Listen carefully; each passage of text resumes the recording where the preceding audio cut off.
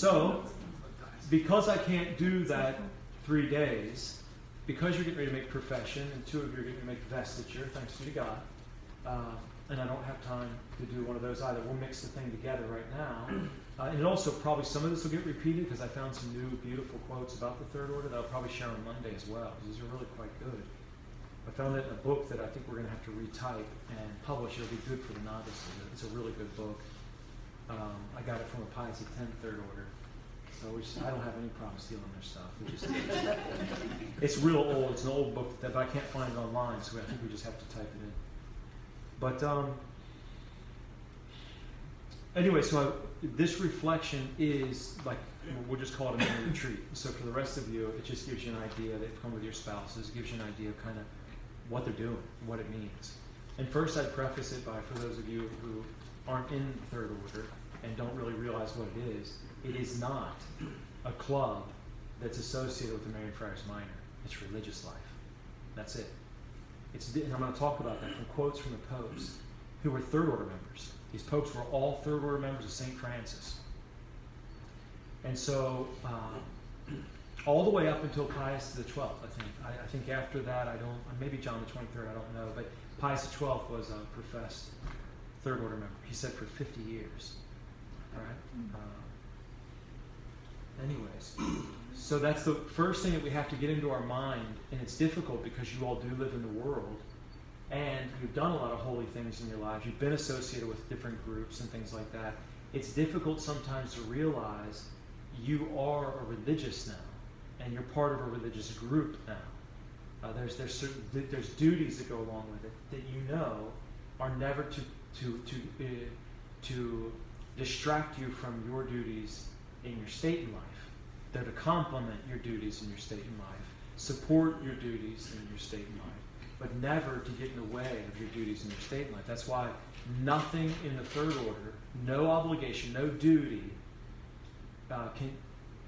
is culpable to sin if you don't do it because you're doing your duties. So a mother that's taking care of the children or milking the cow and has to do that thing or the cow's going to die, right? You're not culpable because you couldn't get the office in because there's a bunch of other emergencies that day. Or a father of the family that has all these other things to do and didn't realize all that was going to happen that day isn't culpable because they couldn't get their breviary in. No, they got other prayers. They can do the short Our Fathers. You always have time to say a couple Our Fathers. You always do. And if you don't, it's because you're a bad Christian. We always have to say our prayers, and you don't have the grace to do good. You know that. You have to say your prayers. So, a third order has to say their prayers. Every Christian has to say their prayers. So really, and this is a point I will always drive home, the third order is nothing more than what you're already supposed to be doing. It's just because you join the third order, now you're receiving more graces on top of it. It's to ensure you heaven. That's why the popes insist everybody join it. Now there's more to it. By having you as third order members, by giving you a rule of life, by leading you more deeply into that rule of life, it's a weapon against the irreligiosity of our times. It's to send you out as examples, and you'll hear that from some of the quotes I'm going to read right now.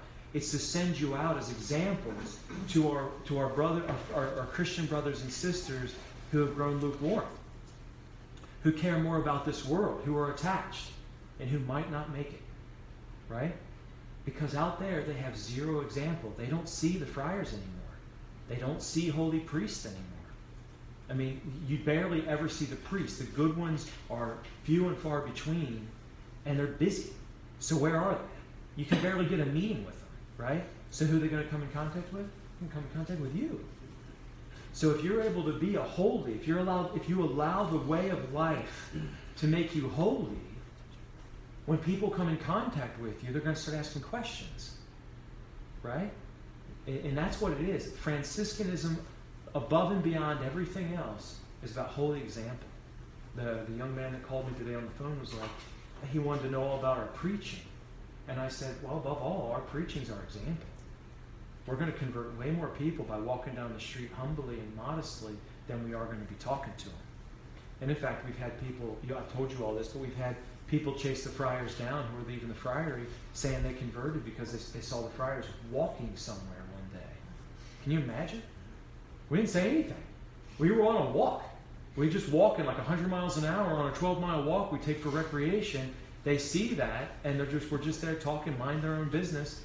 They convert, they go back to church. God exists. Or why would 19-year-olds who look like they could probably do something in the world, why would they do this? There must be somebody they're doing it for. And they know. And some of them, they want to reject it because usually it's like pornography or something else. They're addicted to something else, right? Something's got to take the place of Christ. Until there's somebody out there giving a good example and they see, I can do it too. You see? That's what the third order is. And that's what I keep insisting on. We friars stay in our house. We pray and we work. It's not our job to go out there. They've left the world for a reason. It's your job to come to us so we can send you out, right? Not to come to us and hide on a property somewhere and try to flee the world. All the lay people want to flee the world now. I understand. You chose it. You chose a portion that is not nearly as good. It seems good when you're young because you were all very attractive. You had the whole world before your eyes. There was so much there. And now look at you. Well, you're still beautiful people, but on the inside.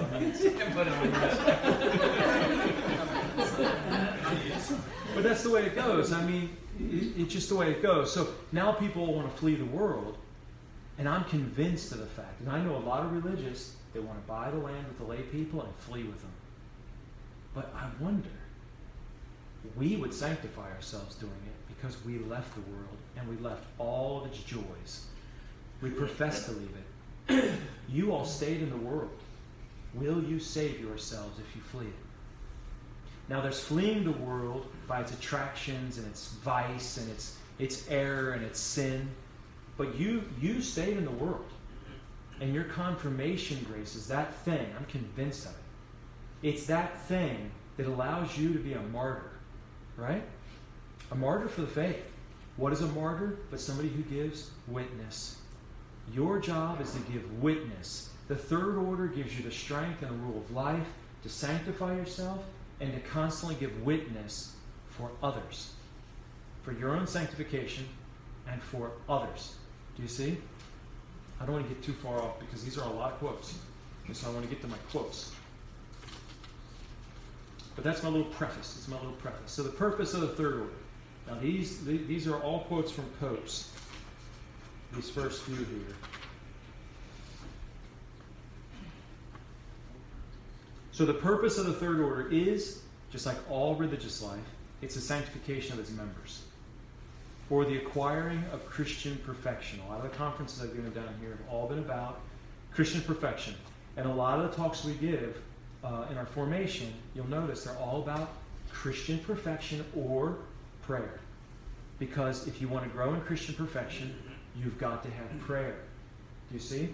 It all works together. There isn't, when you're out in the world, everything is segmented. You actually just will act a certain way in one group of people, and you'll act a certain way with another group of people. You'll even see it in your own families. And you're all guilty of it. You will be a certain way in your family, and you'll be a certain way out in the world. It tends to be, everybody loves you out in the world, everybody hates you in your family, because you're a brat in your family, and you're just lovable out in the world, right? That's just the way we are, and that's wrong. You have got to learn to be one person, like Christ was one person. So think about it. He was God and man. He was one person. Two natures in one person. So just like you have your two natures of being the good guy and the bad guy, you've got to unite it, and you've got to perfect that bad guy into the good guy, both at home, where it's difficult to be the good guy. It's painful sometimes to be the good guy at home. And then you have to be not the bad guy in the world. You got to keep being the good guy, but you got to be the good guy in the family. You can't have the divided personality wherever you go. You all do it. The children do it. They're taught to do it. When they're around their friends, they cuss. And they look at things they shouldn't look at on their phones. Then when they're around you, they act like they're the holiest kid ever. right? Maybe not with your kids, because maybe you don't give them the phones and stuff like that. But I hear about it. You see it with the kids. So it's for sanctification and Christian perfection. Now, Leo XIII says this: the order of St. Francis is based entirely on the observance of the precepts of Jesus Christ. That's why they recommend the third order for everybody. There isn't this discernment. For when it comes to the third order, St. Francis, they simply say they wish everybody to join it. That there isn't. When people tell me I'm just not sure, I need to discern it, I'm like, I don't know what you're discerning. Just join it. Just join it. If you're not able to do it for some reason, fine. But if you want to join it, don't discern it. Do it. Do it. And then, but I don't know if I'll be able to live up to it. What are you talking about? Just live up to it. That's ridiculous to say. It's you have to decide. So if you want to live up to it, you just live up to it. It's one of the things the Vicar General had asked us the other day about the sin. They went around the circle and they basically all said, I was locked in it. And then I heard a conference where Friar just said, just stop sinning. And they're like, I never thought about that. Yeah, that's profound. That's profound. That was a lot of study for me to come up with that. Just stop doing it. So it's observance of the precepts of Jesus Christ. The Holy Founder had no other object in view than that the order should be a kind of training ground for a more intensive practice of the Christian rule of life. Meaning all Christians have a rule of life. And it's the gospel of our dear blessed Lord. You got the rule of life. But the third order is a training ground for the rule of life. Do you see? We need that discipline. The first two orders, meaning the friars and the sisters, religious life in its proper sense, where you actually leave the world. I shouldn't say in its proper sense because I'm going to disprove myself right now, but in the sense of the vows, making the vows, are only meant for a few persons because of the vows. They have superiors. They have a stricter form of life. Every fabric of the life of a friar or of a religious is meant to be penance. Our recreation, like I told you, we take a 12-mile walk and we walk as fast as we possibly can, and I almost never give them a break, right? The other day, because these kids are all young, one of the 18-year-old that just joined us, they're like puppies. They have no idea of anything. So we take this walk, and he wants to wear sandals because they're all wearing sandals. So he wears sandals, and we're walking 100 miles an hour, and we finally we take a break to let everybody catch up. About, it's probably 8 or 9 miles, 10 miles into it. Then we only have a few miles left to get back to the friar, and we stop there. And his feet are just bloody. I was like, what are you doing? He's like, well, my feet are... I was like, well, how'd you let him get all bloody like that? How are you going to get home? Well, anyways, we got to go. And he's just there walking like his feet are all... I'm like, you just got to learn your lessons, man. What do you do? But he was good about it. Now his feet are toughened up, so he can wear the sandals. But every fabric of religious life is meant to be that. You come and you look. Some people came to drop a car off for us because I had to take a car down here. They couldn't get the mass. It's supposed to rain and stuff like that, so we haven't walked. But they were asking me about, your beds and where do you sleep? I was like, well, we sleep. Well, do you have mattresses? No, we don't have mattresses. Well, we can get you mattresses. No, we don't need mattresses. We have beds. And they're like, so it's kind of like, I forget how we mentioned it, but so we don't want you sleeping on the floors. Like, well, we have beds that are kind of like floors. We just build floors that are up high. So we sleep on the floor, but off the floor. And they're like, I don't understand. I said, don't worry about it. So anyways, it's every aspect of it is meant to be some kind of, but you don't notice that after you get through it for a while. So you see the difference. You don't necessarily have that in your life. So it's more difficult for you because you don't just walk in the door and have every aspect of your house as an act of penance. Even our recreation is an act of penance. You don't want to be there, but you can't. You have to go. You just got to sit there and be, you don't feel like talking today. And you got to sit there and talk and be cheerful with everybody. Now, you can think of all the instances in your life where you have those same things. But if you really want to, you can treat your spouse with a silent treatment, can't you? Or you can ignore, or you can go into another room, or you can leave or do this or that. In the friary, you got a schedule. And it is a demanding schedule, constantly through the day. So there's a difference there. However, Pius X says this about the third order, that the third order does not differ from the other two Franciscan orders.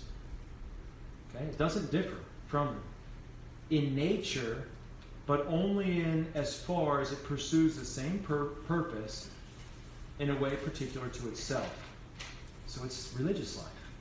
It's not the same religious life, but it is religious life. And you shouldn't think of it as not being, we don't do what Friar does, we're different. It's kind of like, no, it's religious life. It's there for your sanctification. What it means is you're to live it.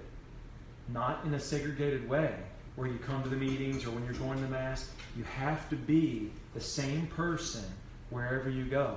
Just like Jesus Christ, our dear blessed Lord, is the same person wherever he went.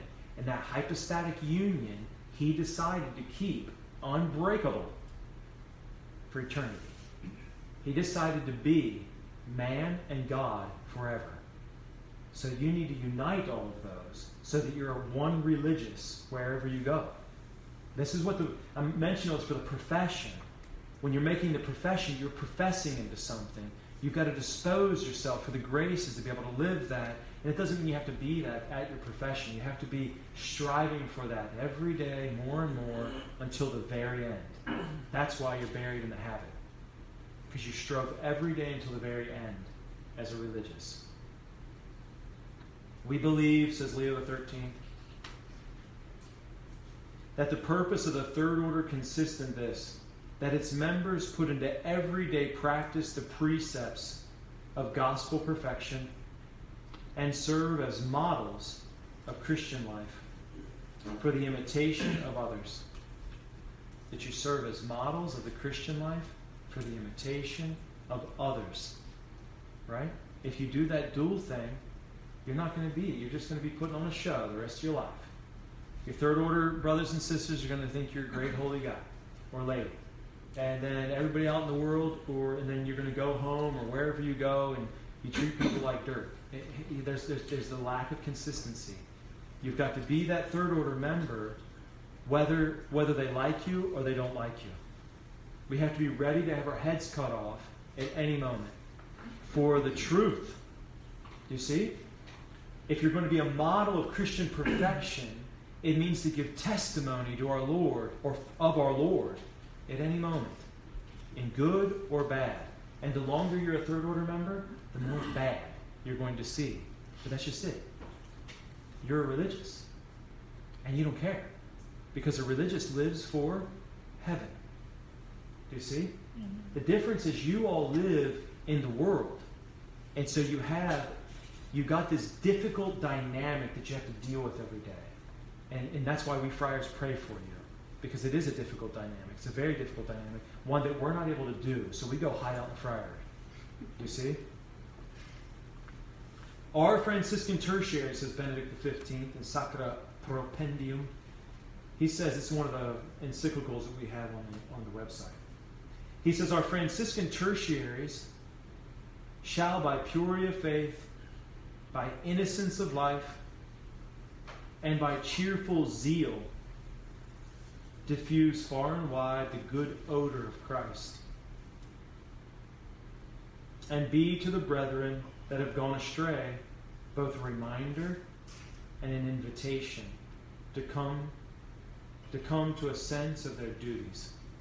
By your example, you have to emanate the odor of Christ. This the church asks, this she expects of them. It's like a command. You got to think. You're coming in contact with people every single day. All of you. Think of, we got, how many third orders do we have now? This is our year anniversary now. Yep. This is basically our year anniversary. So we're like, it's like 170 with all the associates and everything. Yeah. If we can actually convince everybody to do this, we've got people now in other countries. We got them all over. We got them diffused in all these different places in America. We have contact now. We have a reach into different Christian communities. I just got an email today from I checked just before I came here. I didn't have time to respond. But a priest from a fraternity parish, I don't know, somewhere in New Hampshire or something like that. And he's saying, who are you guys? I've heard about you from several people now, and I just wanted to get some information. And it's probably their lay people. They're probably lay people that want to join the Third Order. And so I got to write him and be like, we're nobody.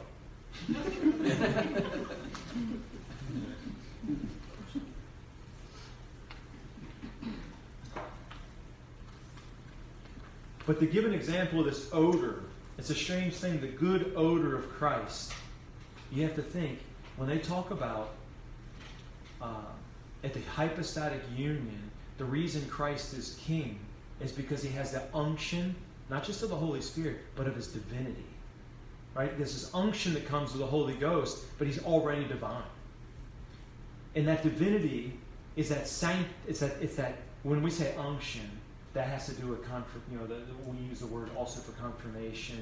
It means anointing, right? This anointing that comes. A king would have been anointed before. David, remember, they poured oils over his head. They did the same thing with Saul. So there's this anoint, this consecration that happens. What consecrated the humanity of Christ and made him the king of the universe was his divinity.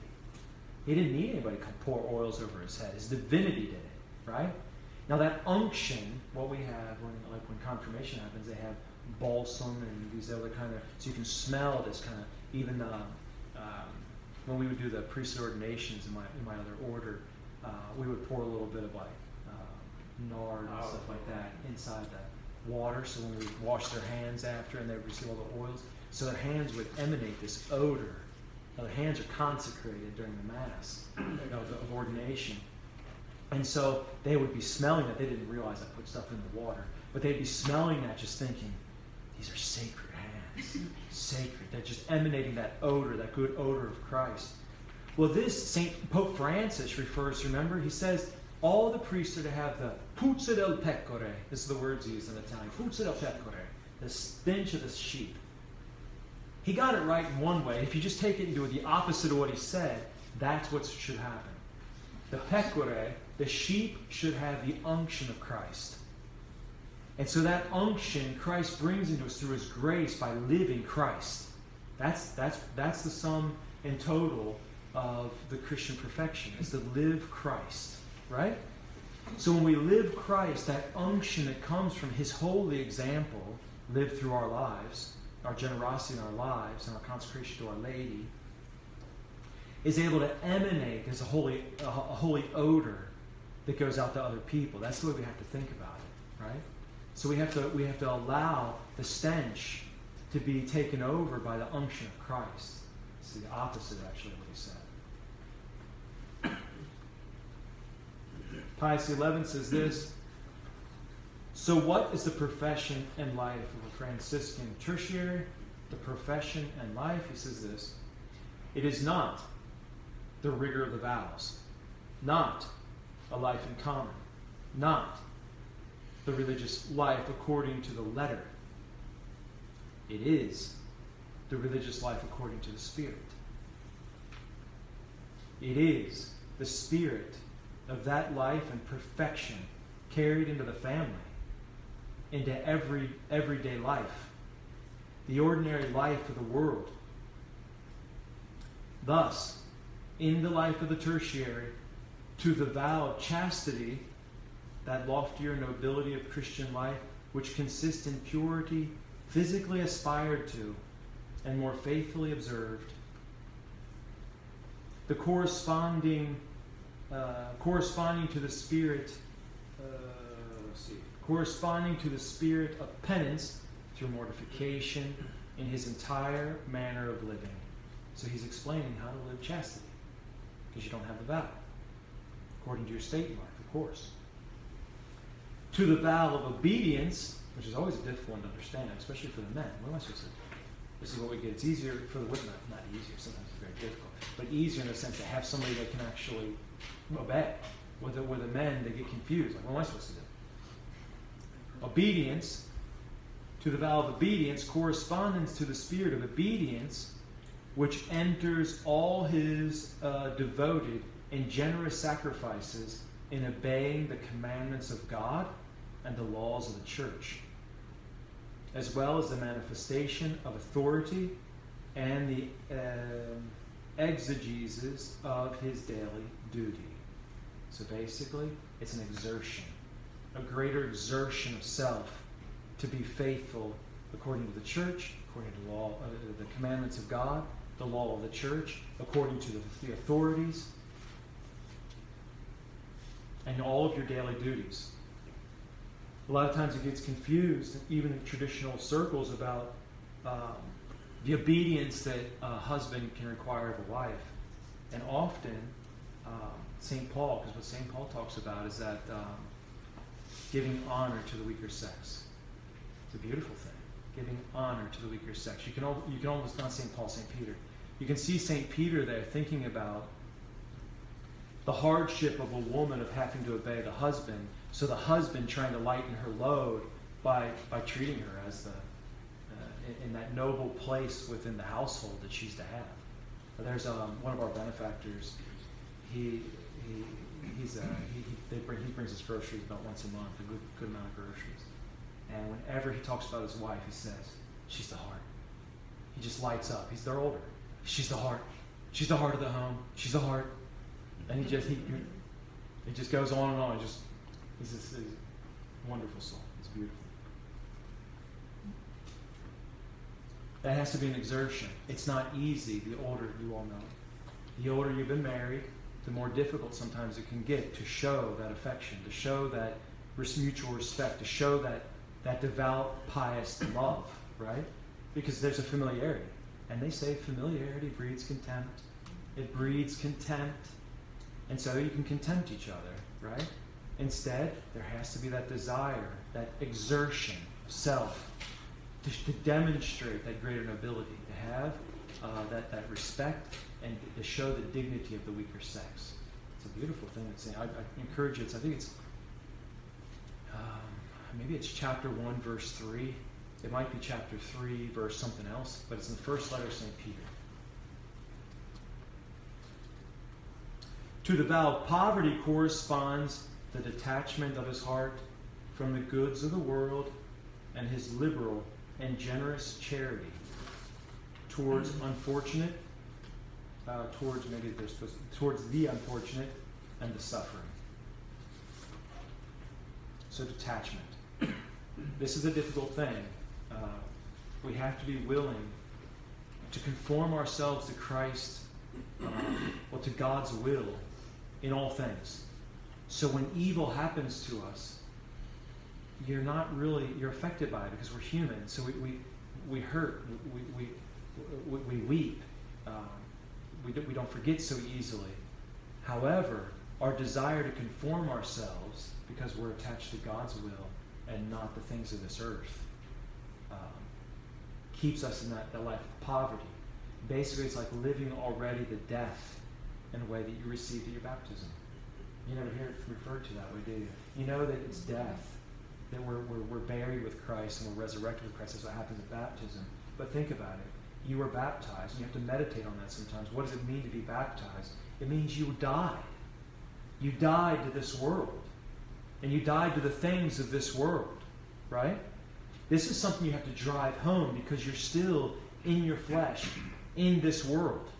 And so it makes it very difficult. We're attached. We have to break the attachments. Not by being irresponsible, obviously, but we have to break our affections towards certain things, right? While keeping our duties, while keeping good balance, prudence, all this. Thus, the spirit of the Franciscan tertiary is the apostolate. Beautiful. Not an apostolate running around doing stuff. You don't have to have an apostolate. The apostolate has to come out of your prayer life. I'm against everybody having an apostolate. You all do not have to think of new things you can go do, because often it's called a temptation of diffidence. You can easily flee from your responsibilities as a tertiary. That is, the devout prayer life. And hide in activity. Because in the activity, you can feel great. You're doing stuff. You're making things happen. You're bringing things about. You're doing all these things. And are you ready? Are you there yet? What if you die on your way to the apostolate? So here, the apostolate here, he says, the spirit of the Franciscan tertiary is the apostolate of Christian life. It's the apostolate of Christian life. The apostolate of Christian faith. It's the apostolate of Christian peace. Carried about everywhere.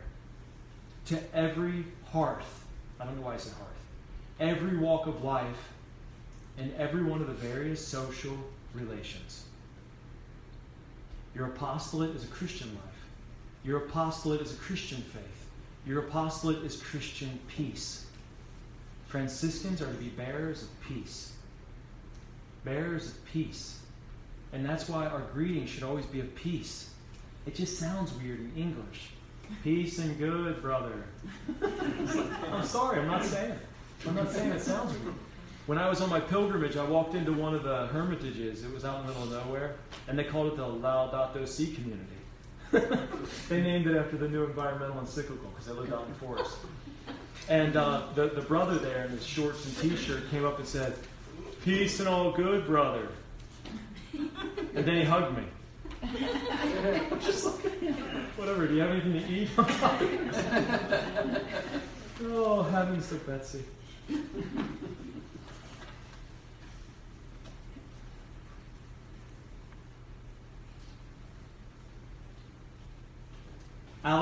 So that was an allocution to the tertiaries at, who was it? Oh, that was Pius XI.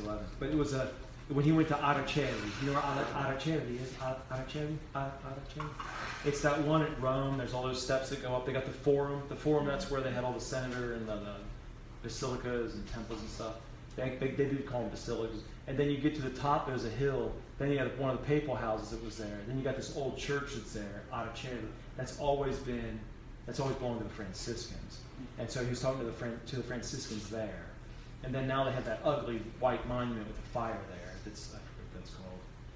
It's a Masonic building, probably, anyways. That's what we're pastor with.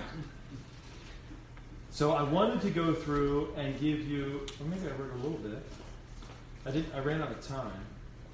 I wanted to talk about, let's just, real quickly, I want to talk about Christian life, Christian faith, Christian peace. Right? So the Christian life, it's what I just said. You need to conform it all. You need to bring it all together. You have to live a life that's brought into conformity in itself. You can't have one face in one place and another face in another place. You need to be the same person. God sees it all. And it'll all be revealed on the last day. It's all going to be revealed. His wisdom, His justice, His mercy, all on the last day. And everyone will see you for eternity with your 2 faces, your 3 faces, your 4 faces. And those of you that fought to have one face, because it's not easy. You fight to have one face. That is the face that you want Christ to embrace, to kiss. That one face, that's all going to be revealed, the suffering that you had to go through to obtain that one face. Do you understand what I'm saying? It's bringing yourself into conformity. And that is your first penance. This is real penance. You don't have to worry about putting on a hair shirt and taking the discipline and sleeping on the floor. You don't have to do those things. Most of you out in the world have to do this first penance. And you have to live it to its final end. That is to be Christ, wherever you go, right? The Christian life. We're all called to it. Christian faith. I would say this. There's much more I could probably say on the Christian faith, but I would simply say this. Actually, I have something written here for Christian life. So it's a striving for Christian perfection, an obligation to the baptized. You all have that obligation. We'll be judged on it. But to the secular religious must be added Franciscan perfection. What is Franciscan perfection? The essence of perfection consists in the divine virtue of charity. Charity. Now you see how if one of your faces is nasty, especially with your family members, where's your charity? If you don't have charity, you're not getting in. Heaven is about charity, because that's God's essence. Some, the Eastern churches, they say you can't talk about the essence of God. We Latins are wrong for doing it. But the fact is, St. John said, Deus caritas est. God is. Is tends to deal with essence, the essence of a thing, right? That's why the root of it's called essere. Essere, to be the... Now someone's going to correct me. He'll hear this and say he has no idea what he's talking about. It's probably true. It's probably true. So the essence of the perfection consists in the divine virtue of charity. Now the next one I'm going to talk about is the Christian faith. You don't know what I'm talking about? Study the virtue of charity. And if you can't come up with stuff to study for the virtue of charity, I'll make photocopies and I'll send them to you. Or I'll put them up on the what's that thing called? The forum. I actually wanted to give, maybe I have something here. I wanted to give a conference only on that. But I ran out of time to prepare. Or, so the divine virtue of charity, or the supernatural love of God and neighbor. That's what charity is. It's the first commandment. It's the greatest commandment. Right? To love God with all your heart, your mind, your soul, and your neighbor is yourself. Well, your neighbor, first and foremost, is you. There's a hierarchy. God, you, your neighbor. Because you can't love your neighbor without loving yourself. Because if you don't love yourself, you don't appreciate what God does. You don't appreciate that God's love in, I'm not to explain that one well. Love of God, love of yourself, love of your neighbor. Right? And you have to remember, we love God only in as much. Remember this and ingrain it in your mind. We love God only in as much as we love our neighbor. So you see why the double face has to go. You can't have the double face. Because with the double face, you actually don't love God. You're showing everybody else you're pious and holy. And you're not. And He knows it. You have to get rid of it. It's a violence and it hurts to get rid of that second face. But the second face has to go so you can live that true charity. Love of neighbor. You love God only in as much as you love your neighbor. You love God only in as much as you love your neighbor. Ingrain it in your minds and never forget it.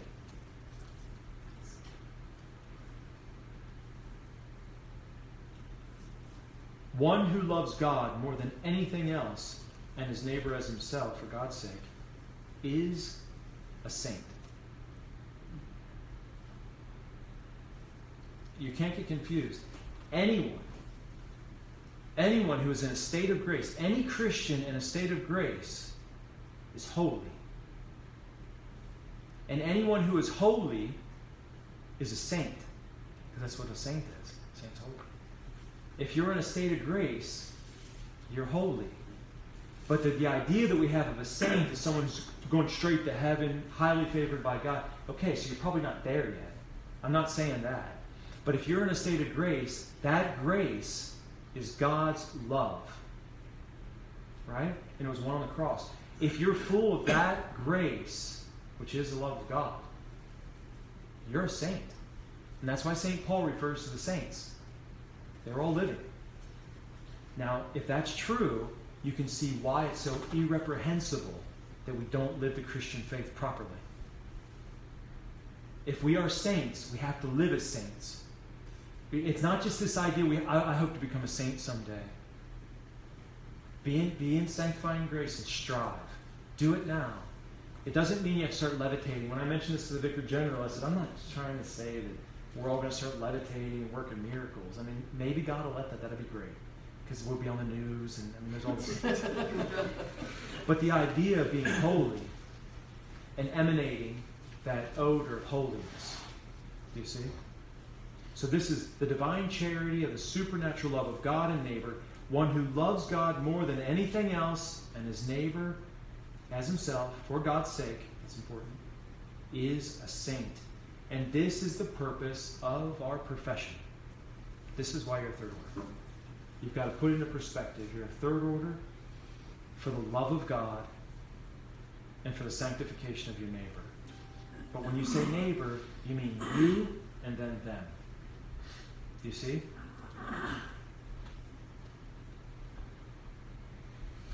Because it would not be love of self if you didn't strive to be to give God the glory that He wanted out of love for Him.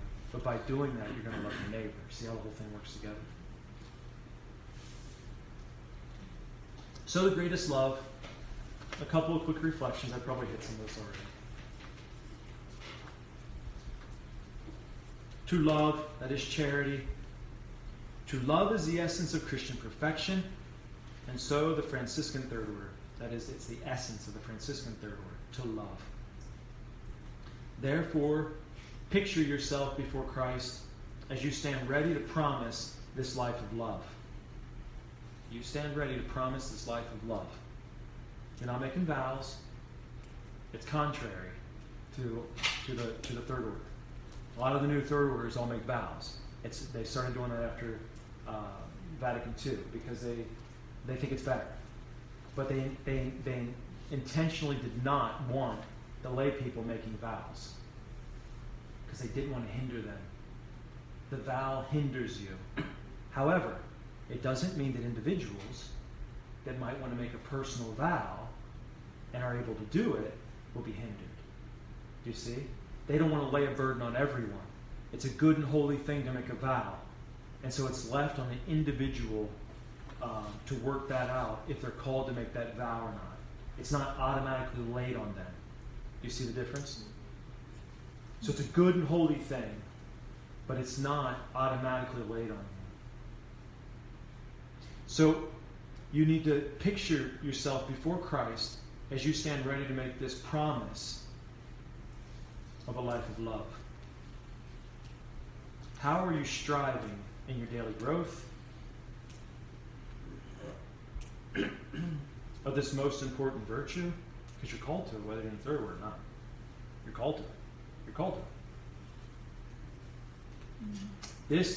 In this lays our observance. Reflect on how good you are with those you meet in your daily activities. When you're out and about, you meet people, they're just people you're acquaintances with. How good you'll be with them, how you'll joke and you're lighthearted. And if they drop something that's yours, you make all kinds of excuses for them. No problem. It's okay. You show yourself as completely patient. You show yourself as absolutely understanding. You're there for. They think you're just great. This person's so wonderful. They're so full of God. Do you see? And then you show when you get home. Where's your patience go? When one mistake from your spouse, one mess up with one word from your spouse, where'd your patience go? Where'd your understanding go from? Where'd that nice cheer, that beautiful smile that you had with the people out in the world, where'd it go? Do you know what I'm talking about? Maybe some of you don't. Maybe you've already conquered this.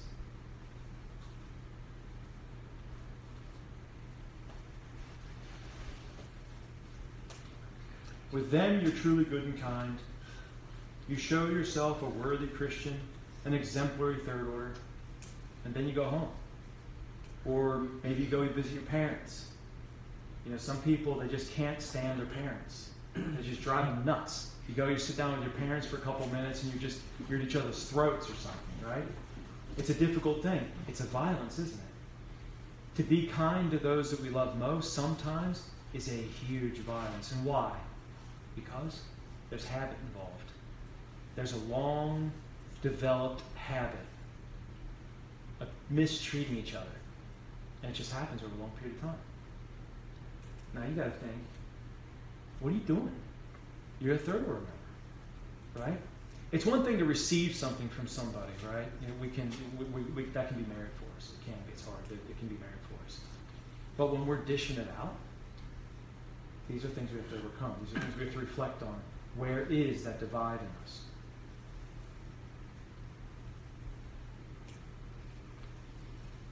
Now let's this is what I wrote. Now let's peel back the onion. I think I've already done that. And ask how you are with those whom are closest to you. Spouses, how quick you are to offer your famous smile to your spouse. Where is that kind word that's ever on your lips for other people? How often you are ready to forgive their misgivings, forgetfulness, impatience, and other faults. How often do you give them the silent treatment or looks of contempt? I don't just mean this with spouses. I mean it with parents. It might be with your children if they're older. Somebody that is close to you, but they just get on your nerves, and you don't know why. It's a fault that you have. It's not their fault. Right? We all have it. We all have it. I have it. I have it sometimes with the friars. I don't even want to look at them. But it's my fault, and I know it. It's me. It's not them. It has nothing to do with the friar. It has to do with my lack of virtue. This is your test. Whether spouses or close friends, family members, close associates at work or church or in the third order. Our love of God, here it is again, our love of God is only as great as our love of our neighbor. Punto and basta. They always say that in Italy. I like it. Punto and basta. Full stop. I think they say that in England.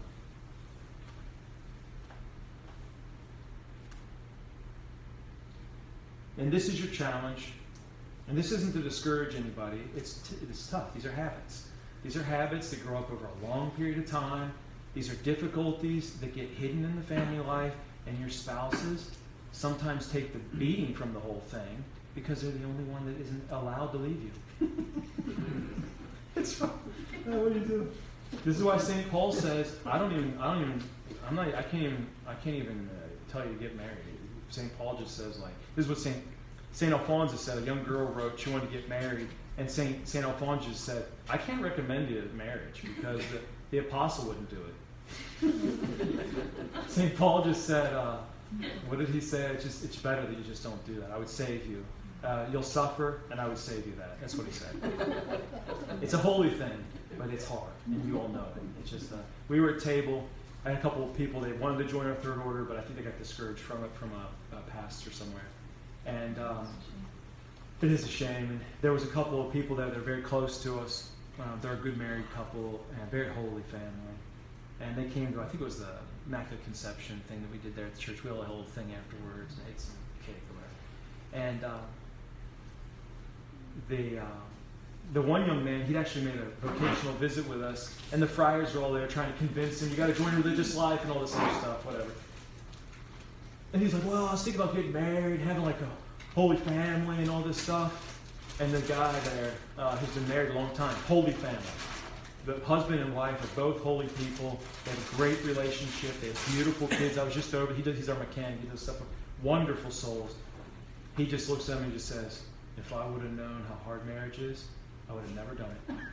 That's all he said. He's sitting there silent. He didn't say anything the whole time. He was just sitting there in silence while this whole conversation's going on. If I would have known, I would have never done it. And that's somebody in a really holy marriage. His wife, I think, is a saint. I mean, it's just a beautiful family, just great, and it's a wonderful family. I wouldn't have done it.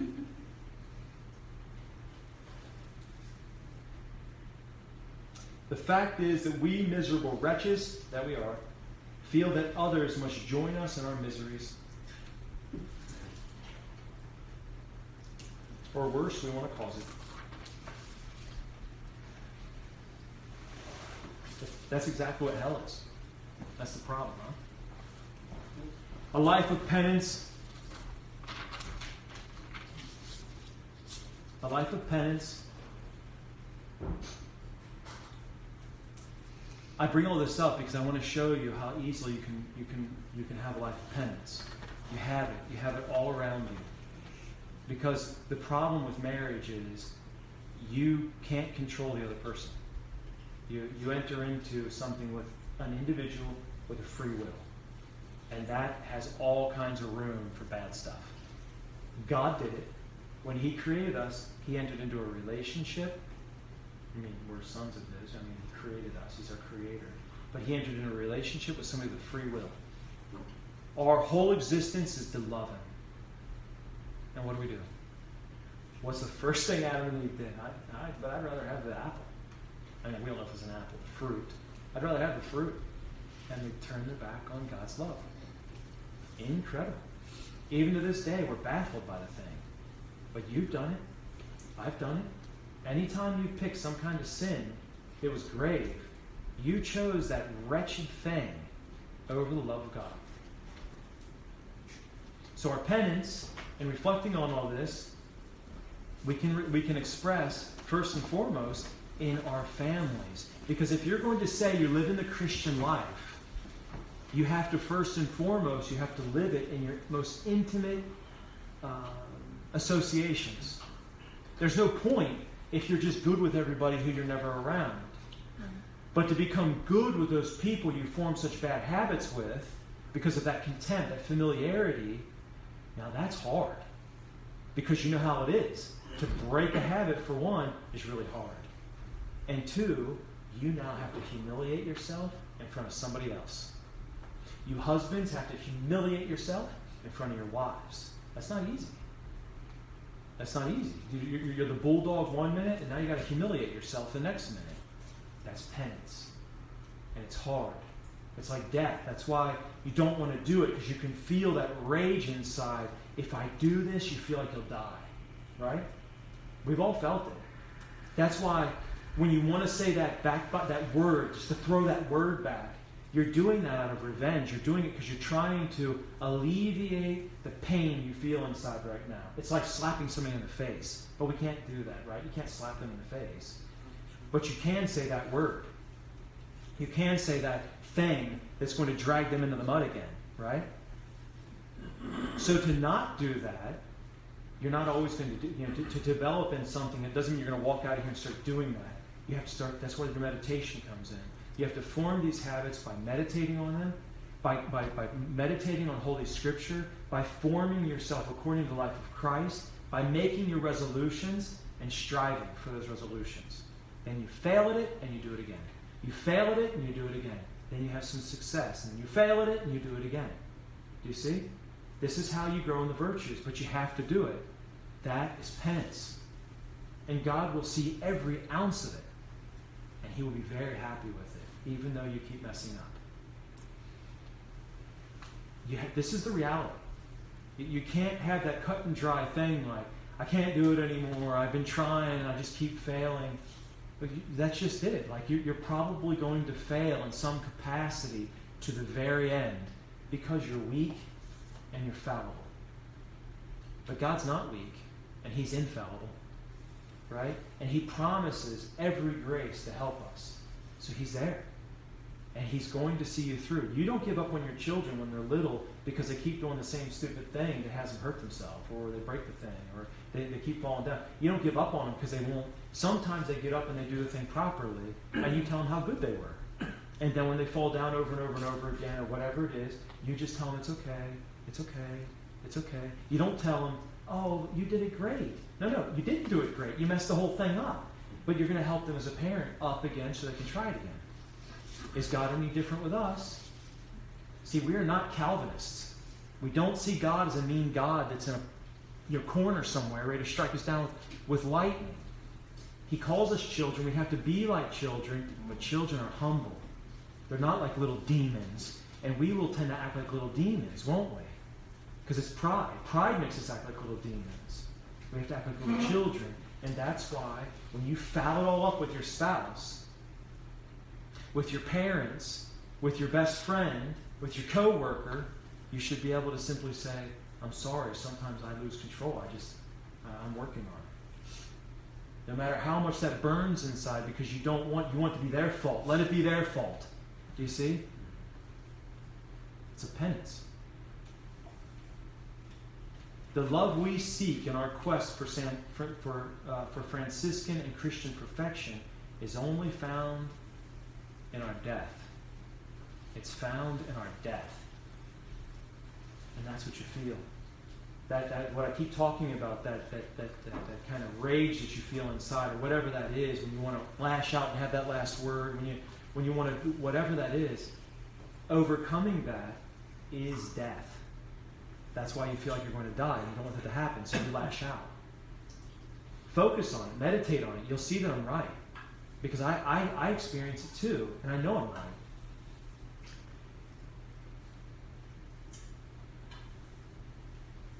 So that quest for Franciscan perfection is only found in our death.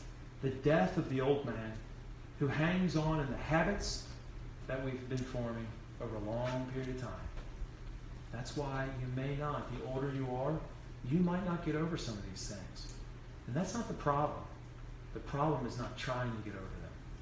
You have to try to get over them. And God will reward you. Right? Try until the very last breath to get over them. And be humble about your failures. And God will reward you.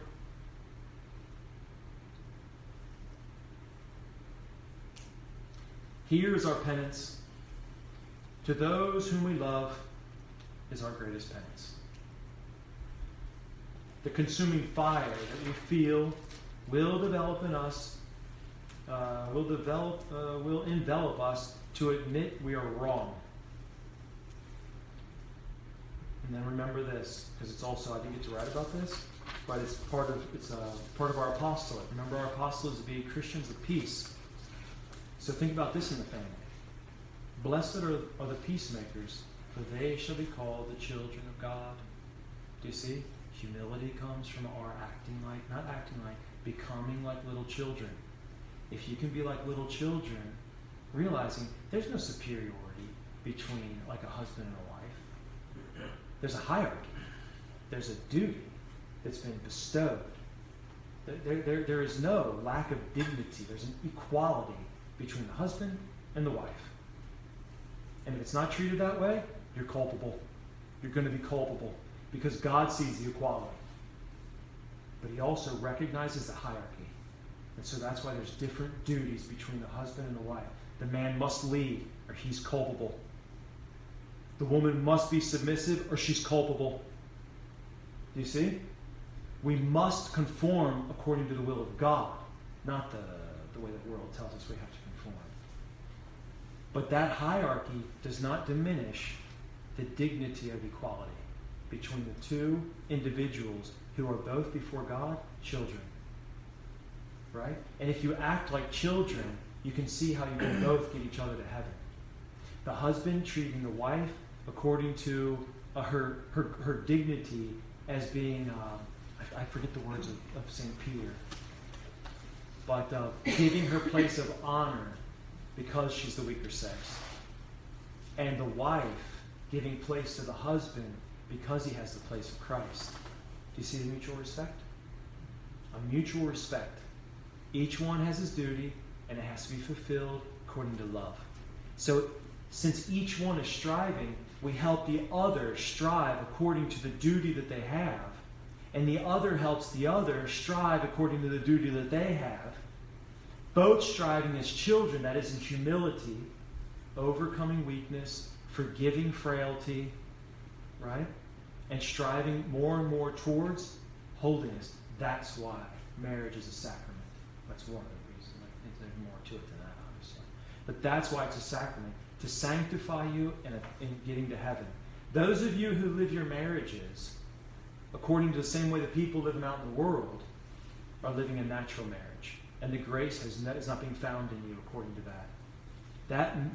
That grace that's given to you is so that you live a supernaturalized marriage.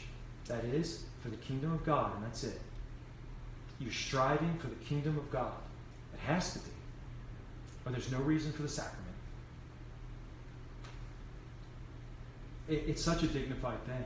And if people don't see that in you, what's the difference between you and the people in the world?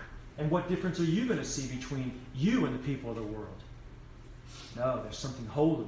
There's something holy there. It has to remain holy and be treated holy. Right? Something that's holy, you don't trot on. You don't trot on the holy. Right? And if you do, you fall to your knees and you beg for forgiveness for trotting on the holy. You all know if somebody walks into the church and starts beating up the statues, you call that a wretch.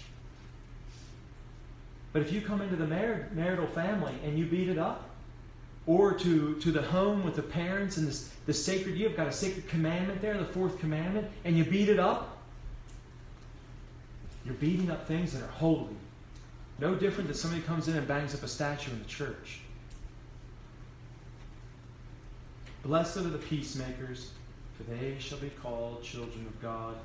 This is our vocation, first at home with our spouses, our children, our parents, our relatives, our friends, our co-workers.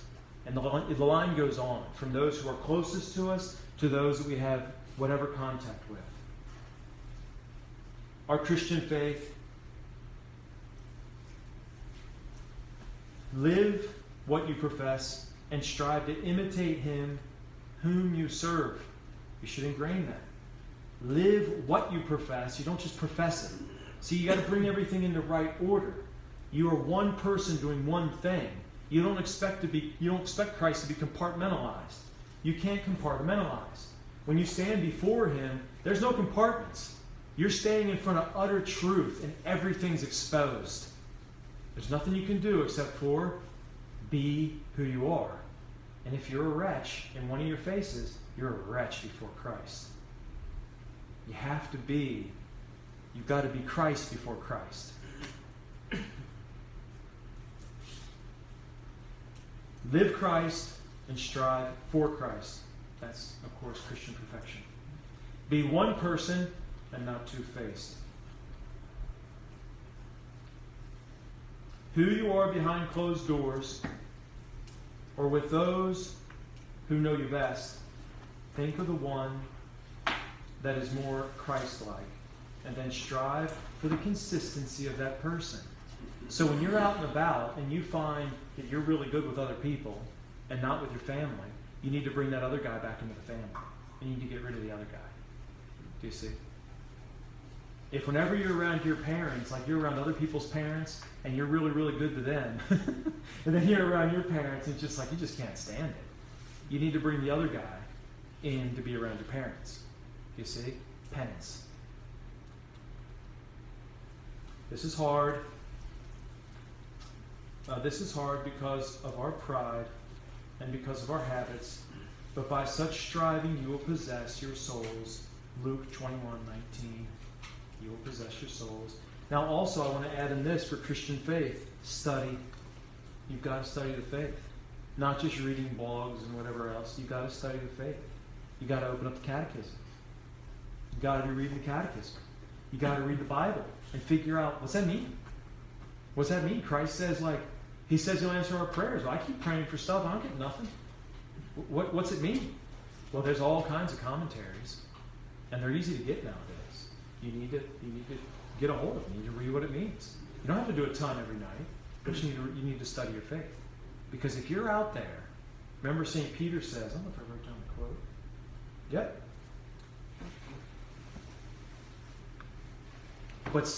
But sanctify the Lord Christ in your heart. Be ready always to satisfy everyone that asketh you a reason of that hope which is in you. How are you supposed to do that if you don't know anything? Why do you do that? I don't know. Oh, well, it must not be that important, then. No, it's real important. Why don't you know it? I'm a bad Christian. You got to study your faith so that when you give that good example, when you emanate that odor of Christ, and people are attracted to it, they're going to ask you questions about it, and you can gently respond in a very beautiful way because you study the faith. You don't have to study in a profound way. You need to get the catechism. I'd encourage you to get the catechism, the Council of Trent. It's really easy. It was written in a way that is very readable. They intentionally did that. They spent years making it that way, so it was very easily readable. They wanted to sound like, we just celebrated his feast day, Pius V. He wanted it to sound like one person wrote it. So when they gave it to him, he said, not good enough. He gave it back to St. Charles Borromeo. I want it to sound like one person wrote it. And the St. Charles Borromeo, Third Order Franciscan, made sure the whole thing sounded like one person. And it is a beautiful document. So we study, but that's not it. We're not academics. Well, we're not meant to be academics. This is not what I'm trying to push on everybody. Some of you might be academics. But we study, and we've talked about this before, we study so that we have food for our meditation. Meditation is where this comes into it's like we pump it into our bloodstream, right? By condensing it, by chewing on it, by considering it, by making resolutions based on the frailty that we express in our lives every day, by hurting people around us, whatever else. By being able to take these things in, we can make the resolutions that first and foremost lead to correction in our life, so that we're living Christian perfection. We're striving for Christian perfection, which is leading us to charity, Because the more we become like Christ in Christian perfection, the more we are able to love others, because we're able to destroy in ourselves that which is unpleasing to Christ. Does that make sense? So you have to have study where you don't have anything to meditate on. It's just a waste of time for you to sit there and say, oh, I got to get through it. I got to get through it. Yeah, get through it. But have something there to chew on. So normally, if you can, and you can't always do this, but if you can, the ideal thing is you study in the evening and you meditate in the morning. Now, okay, your schedules are all different, but you know the ideal, so you adapt it to whatever's going to work for your schedule, but get it in there somehow. And if you can't get an hour meditation because your schedule just isn't going to allow it, then get 15 minutes in and fight for it. Just like you would fight for checking the news, or you'd fight for talking to somebody, or you'd fight for whatever else. Fight for it. Because that intimate time with our Lord is necessary. If you're going to live in the virtue of love, you have to be alone with love. Do you see? None of you wanted to get married until you spent time with your spouse. That's the way it works. You got to get to know him. How are you supposed to fall in love with love itself if you don't ever spend any time with him? Quiet. You have to spend it quiet, thinking about him. That's the meditation. False perfection. Oh, heavens. False perfection. I didn't get to write all this stuff, so I'll just go until it ends and then we'll stop. Because I got interrupted and I didn't get to get back to it. Very thin paper. What kind of paper is this? Dollar General. This is good. This would be good for printing on because you can get a lot in. So, these are a couple of things that I wrote down, and I think these reflections come from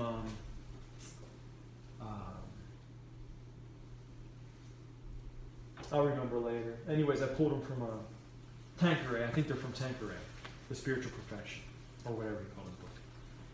Devout souls. So we have devout souls. These are false perfections. Devout souls, making devotion for devotion, fasting and austerities, spiritual consolations. Now, none of the things I just mentioned, besides devotion for devotion, are necessarily false perfections, but what he talks about are. And we're all guilty of some of these. So you need to note where you're at and start adjusting, right? This is what we do with our profession. We don't need to hear all the time how we're doing everything right. We need to see where we're not doing it right so we can do it right. This is what we want to eliminate everything that's not right. Devout souls live by the caprice of their own bias and fancy. Do you see? What it means is a lot of people, they have their own ideas of what it means to be holy and what their devotions are, and they're not going to listen to anybody who tells them otherwise. That's just kind of the way it is. This is a fault. It's false. It's false perfection.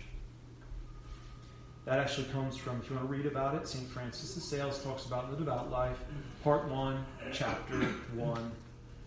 Chapter 1, part 1, I guess is what you say. But I think there's the whole paragraph that would have to be read to understand it well. So the mistaking devotions for devotion. A lot of times, and this is something I'm going to have to address next Saturday, with everyone, because we're getting a lot of third order members, from what I understand, that are thinking they're doing everything. It's do. What else can I do? I'm doing everything. I'm doing everything. And they're missing the whole point. They're not doing everything because it doesn't have to do with doing a bunch of stuff. It has to do with becoming something, right? And that basically just takes a lot of prayer. The other stuff's just extra. So mistaking devotions for devotion.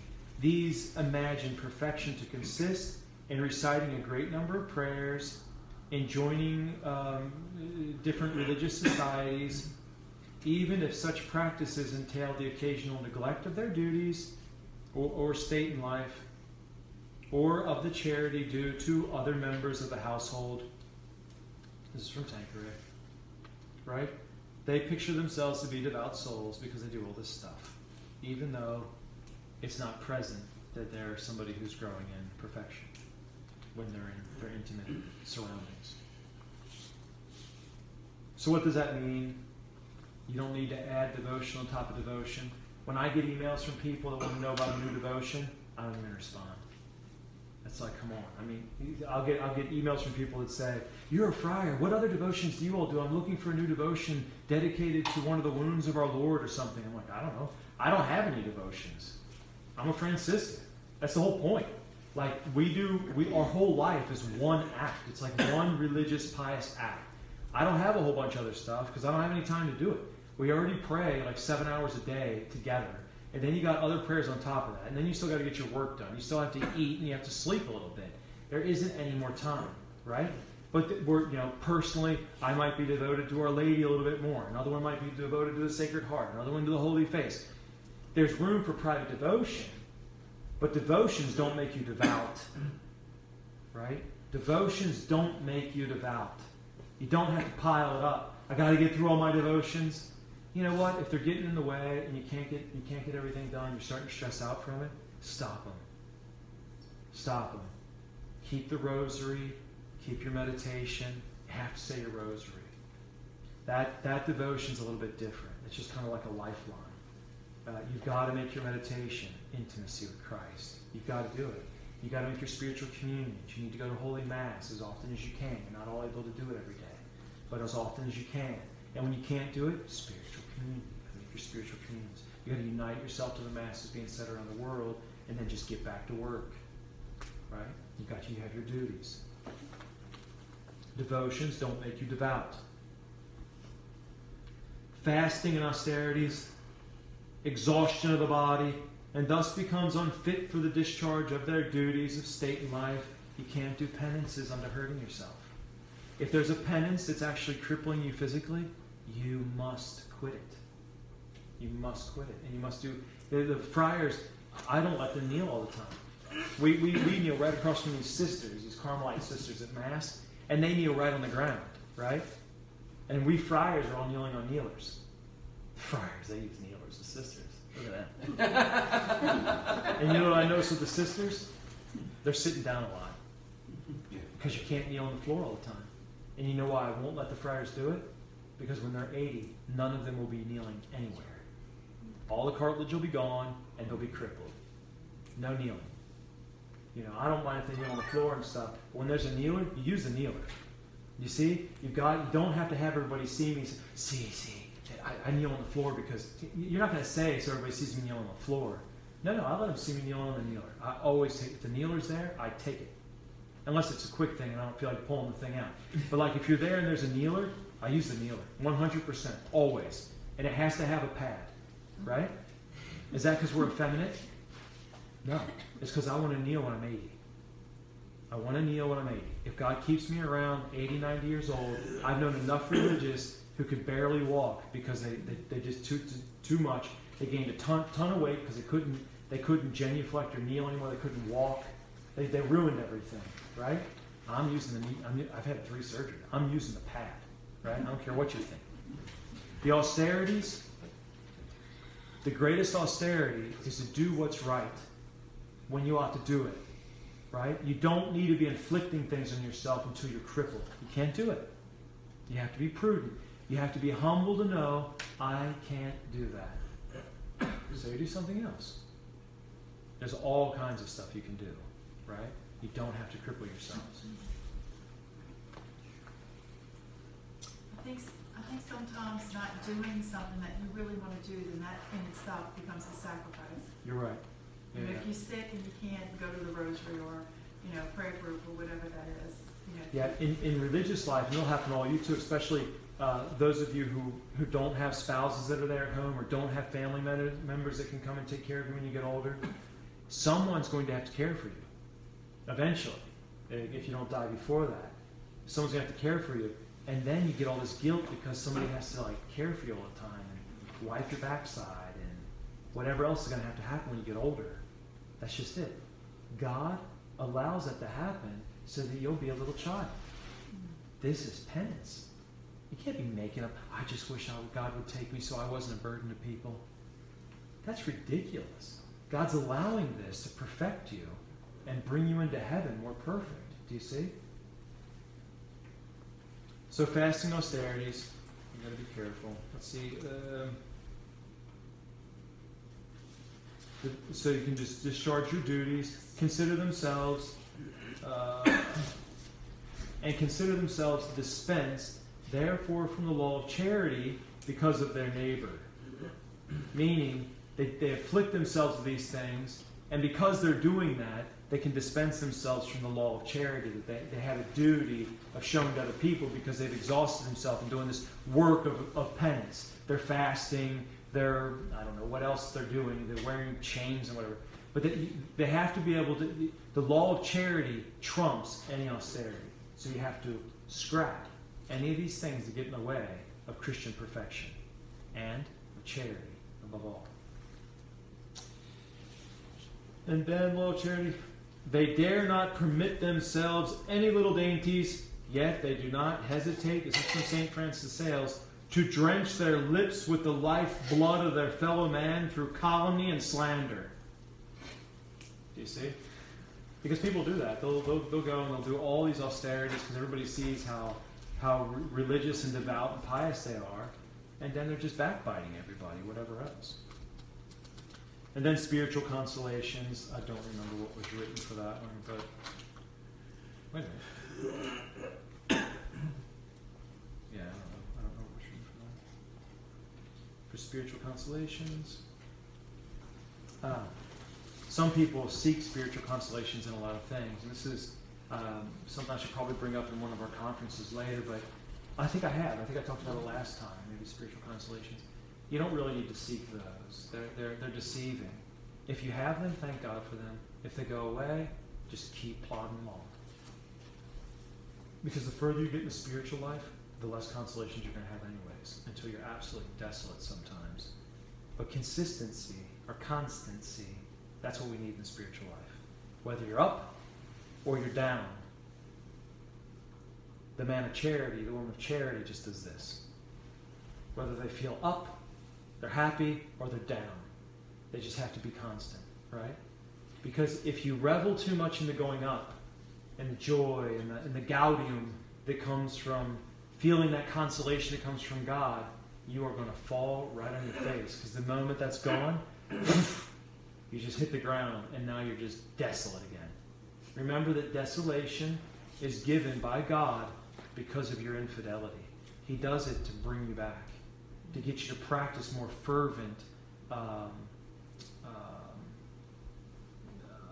practice of the virtues in the Christian life. He wants you more pious and devout in His service, right? That's why He gives you desolations at times. So the life of action and external activities, neglecting the interior life to give themselves more entirely to the works of zeal. A zealous soul is one that is a habitual, is in habitual prayer. Understand what I'm saying? It's not activity. Activity is not. You'll get these bursts of zeal where you want to get out, you want to do things, but that's just it.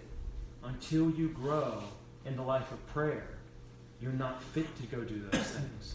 Because it's the contemplative that can go do that. Because they don't lose union with Christ in the middle of that work. And He's the one who will compel you forward, not the idea that you get. There's a ton of stuff that has to happen out there, and I'll tell you, it doesn't have any effect. If grace does not back it up, you're not going to have any effect on anybody. But you'll be busy. You'll be busy, and you won't have time to get your prayers done because of all this important work you're doing. I don't approve of all those books by C.S. Lewis. I don't like to read Protestants. But I do know that I read that, what was it? The Great Divorce? The Great Divorce? What was it? The Great Divorce? The Great Divorce. I haven't read about that. Yeah. So the Great Divorce, I remember, and this has left an impression on me because you see it all the time. There was a guy, I probably talked about it in the conference, but there was a guy who, they took a bus or a train or something like that to heaven. They were all in hell. And they took He's talking about I know what you're talking about. You're talking about No, that's the Great Divorce. Yeah, Great Divorce. That's the Great Divorce. There's Screw Tape Letters and Great Divorce.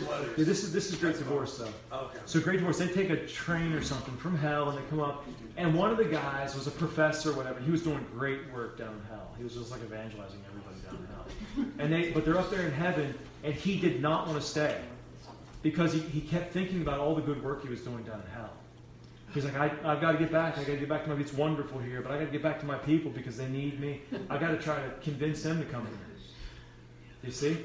That's what we do in the act of apostolate when we're not immersed in contemplative prayer. Contemplative prayer brings you into union with Christ so that the activity that you do stems from His grace. He gives you the impulse to do it. And you don't lose that union with Him in doing it. But He won't ask everybody to do it. Right? He may ask none of you to do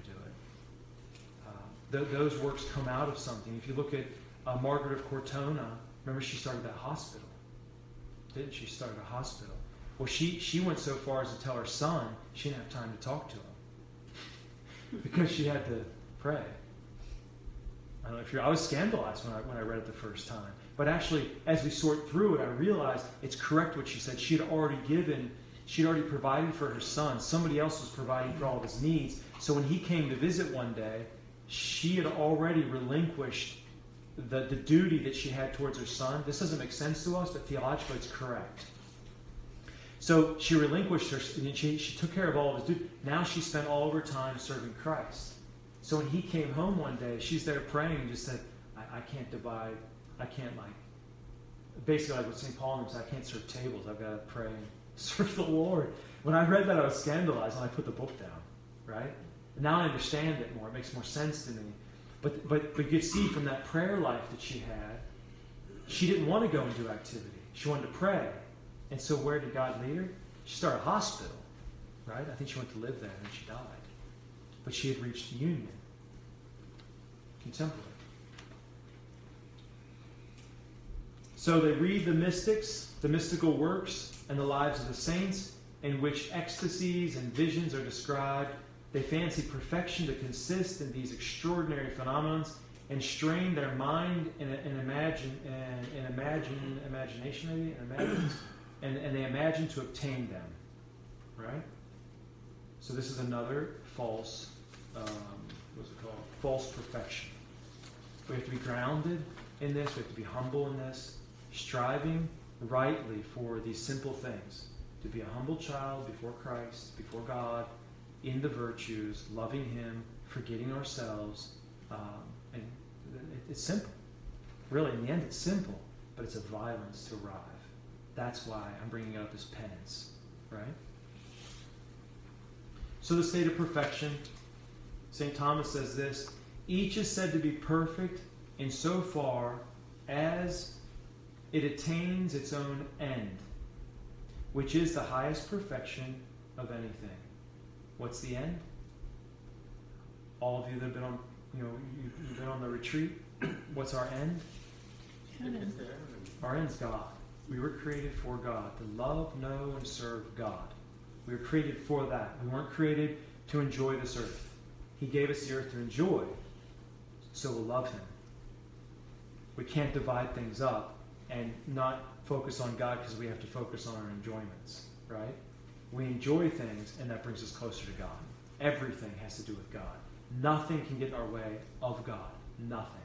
Because you were only created for that. Anything that does get in your way of God, that thing is your idol. God He's our only end. No matter what, you arrive there. Either for your eternal salvation or your eternal damnation. Those are the only two, but we all arrive. We will all stand in judgment. We all arrive there, no matter what. And all your gaudiums, all of the joys that you might find in this life, no matter what they are, if they get in the way of Christ, that passing thing just robbed you of eternity. Imagine. So if we just strive for that final end, that's perfection. Obtaining that is perfection. So what it means is, in this life, you will not arrive at perfection per se. Because perfection can only be arrived at after time. Meaning when we've left time. When you're fixed. You're arriving at that moment where you can't grow, you can't change anymore. That's perfection. Because as long as you can change and grow and move, you still haven't arrived. You're still growing and changing and moving. Even if you're getting older and closer to death, you're still growing and changing and moving. It's at death you hope to have arrived at perfection. Now, it doesn't mean that you can't have perfection in this life, because the closer you are conformed to God in this life, it's a participation in His perfections. And that's what we strive for, to be participants in His perfection until we arrive at our final end, which is God. And if we do that, we arrive at the perfection God asks of us. Do you see? That's your duty. It's not for God to give to you. It's for you to arrive at. He gives you graces to do it. But you have to do it. Right? He will let you fall on your face. Like a good parent who's having a bratty kid there who won't take the hand will let their child fall down and learn the lesson. He'll do the same to you, but it might mean your eternal salvation. Right? God doesn't want that, but you're free, and He won't force you into heaven because there's no love that way. The end of man, created by God, we are created for Him. He is perfection, and so we are created for perfection. The closer we attain to God, the more perfect we are. Or, the more perfect we are, the closer we have attained to God. It gets confusing, but it's not confusing. The more perfect we have, the more perfect we are, the closer we have attained to God.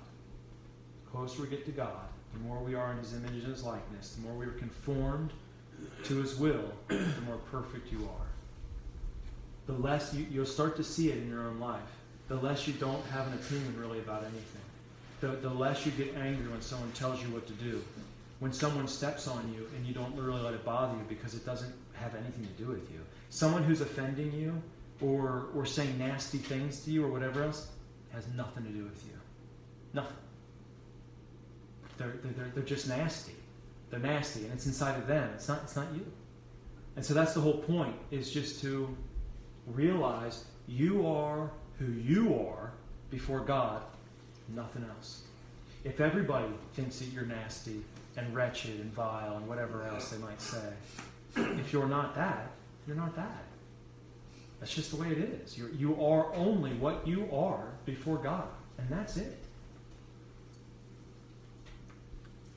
Again, the essence of perfection consists in charity. The essence of perfection consists in charity.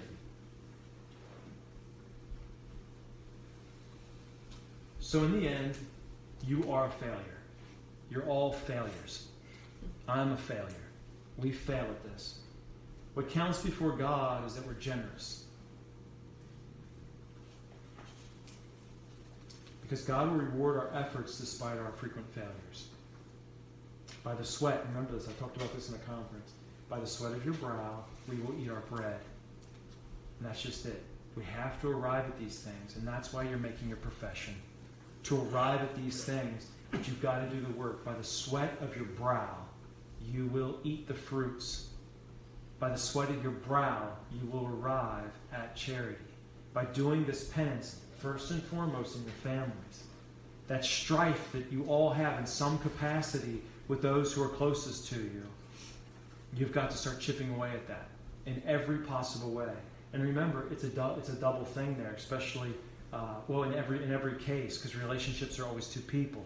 The other person that you have strife with is always free. And because they never strive for that charity, doesn't have anything to do with you. Right? They are your hair shirt, and they will get you to heaven. You just have to keep cooperating with that grace, and out of love for God, striving forward. Right? A hair shirt will get you to heaven, and they will be your hair shirt. Do you see? All right. Do you have any questions? Thank you. Okay, let's just say a quick prayer. Agimus tibi gratias omnipotens Deus, pro nobis et beneficiis tuus, qui vivis et regnas in saecula saeculorum. Amen. Glory be to the Father, and to the Son, and to the Holy Ghost. As it was in the beginning, is now, and ever shall be, world without end. Glory be to the Father, and to the Son, and to the Holy Ghost. As it was in the beginning, is now, and ever shall be, world without end. Glory be to the Father, and to the Son, and to the Holy Ghost. As it was in the beginning, is now, and ever shall be, world without end. Immaculate Heart of Mary, Pray for us. Holy Father Saint Francis, Pray for us. and the Father, and the Son, and the Holy Ghost. Amen.